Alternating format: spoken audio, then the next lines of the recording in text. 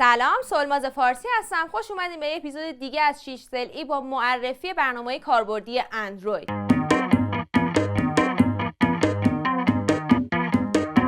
3,300,000 این تعداد اپلیکیشن هایی هستش که داخل گوگل پلی منتشر شده. فکر کنید شما یه گوشی خریدین که میخواین براش نرم افزار نصب کنین. وارد یه محیطی میشی که این همه اپلیکیشن داخلشه. من بودم گوشیمو میفروختم یا میذاشتم کنار، میرفتم یه موبایل نوکیا 6620 میخریدم.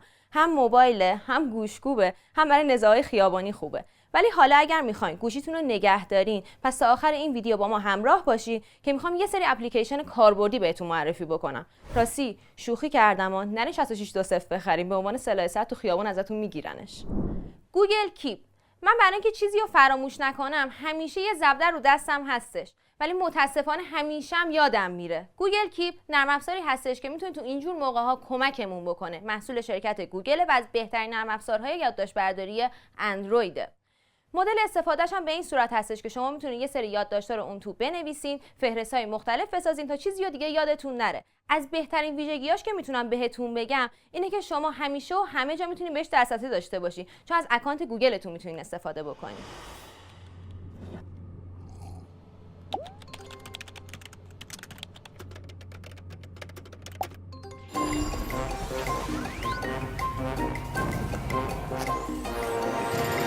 دولینگو. شما اگر موبایل هم نداشته باشین یه جوری باید این اپلیکیشن دولینگو رو تو گوشیتون نصب بکنین. برای آموزش زبان و به یادگیری زبان جدید بهتون کمک میکنه. نه فقط زبان انگلیسی‌ها، 42 تا زبان داخل این اپلیکیشن هستش که شما با انتخاب هر کدومشون میتونید زبان جدیدتون رو آموزش ببینید. شما با روزی 10 دقیقه وقت گذاشتن داخل این نرم افزار میتونید سطح زبانتون رو بالاتر ببرین. تازه به صورت روزانه به شما تمرین میده و شما بعد اون تمرین‌ها رو انجام بدین. علاوه بر اون تمرین‌ها صدای شما رو ضبط میکنه و لهجه‌تون هم تحلیل میکنه. ولی نکته مهمش این هستش که باید به صورت ادامه دار این کار رو انجام بدین تا نتیجهش رو ببینید. بهتون پیشنهاد میکنم که حتما این اپلیکیشن رو دانلود بکنید. بیتواردن. آقا من هر پسوردی که برای هر اکانتی میذارم هیچ کدومش رو یادم نمونه. انقدر که وارد هر سایتی میشین باید یه پسورد مخصوص به خودش رو داشته باشین با توجه به قوانین مخصوص همون سایت. یا میگن حروف بزرگ و کوچیک بذار، کد ملی بذار، کد پستی بذار، هشتگ، ادساین، خلاصه از این جور چیزا دیگه. خدایی خود شما یادت میمونه که به من میگی یادم بمونه. اینجاست که اپلیکیشن بیتواردن میتونه به معنی واقعی کلمه کمکمون بکنه. این اپلیکیشن برای ذخیره پسورده. شما داخل هر نرم افزار و سایتی که اکانت دارین میتونین پسورداتون رو اون تو ذخیره بکنین و در صورت نیاز ازش استفاده بکنین. البته برای ورود به خود این نرم افزارم شما نیاز به یه پسوردی دارین که با تعریف کردن اثر انگشت و تشخیص چهرهتون میتونین به راحتی واردش بشین و دیگه نیازی نیست هیچ پسوردی رو حفظ بکنین. اسنپسید. اگر شما الان جلوی یه نفر رو تو خیابون بگیرین بگین که بیشترین استفاده تو از موبایلت چیه، قطعا میگه دوربین. توی چند سال اخیر دوربینای گوشی‌ها خیلی پیشرفت کردن، ولی فقط گرفتن یه عکس واضح برای ما کافی نیستش. خیلی وقتا دوست داریم یه سری ادیت‌ها روی عکسمون بزنیم، یه سری آدمایی که پشتمون دارن ادا در میارن رو حذف کنیم و از این جور کارا. اینجاست که اپلیکیشن رایگان اسنپسید رو میتونم بهتون معرفی بکنم. با استفاده از این نرم افزار شما میتونید رنگا و نور رو ادیت بکنید و افراد و اشیاء مختلف رو حذف کنید. این نرم افزار یه نرم افزار قوی و قابلی هستش که اگر بتونید ازش استفاده بکنید عکساتون رو خوشگل‌تر میکنه. تازه از فرمت را هم پشتیبانی میکنه. وان دی ام.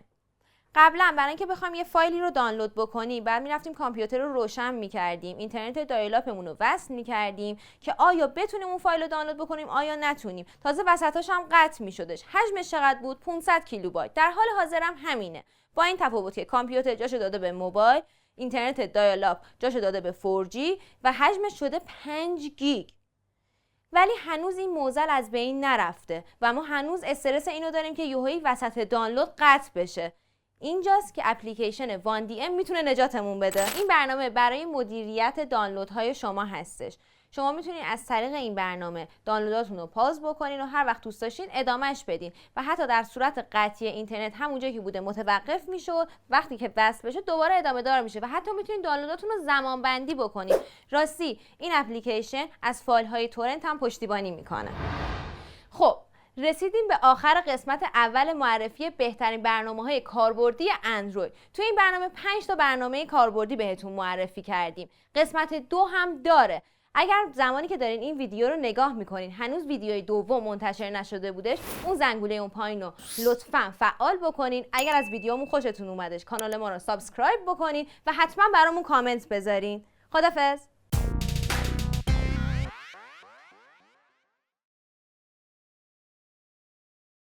3 2 1 یه لحظه وایسید.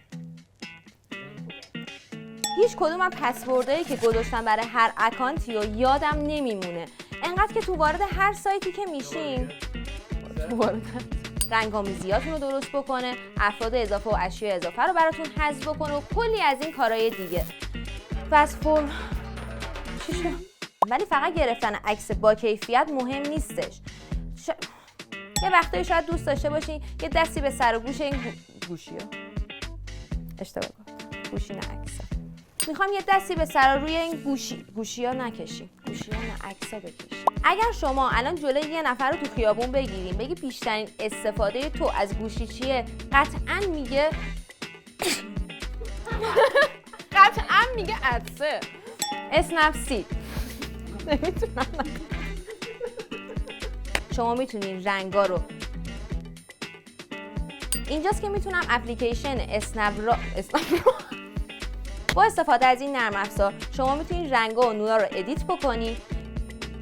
نورا رو کامپیوترها جاشون رو دادن به موبایلا، اینترنت دایال-آپ جاشو داده شما میتونین از طریق این اپلیکیشن این نرم افزار از اپلیکیشن چی؟ اپلیکیشن نداره اصلا، تورنت. خب رسیدیم به قسمت آخر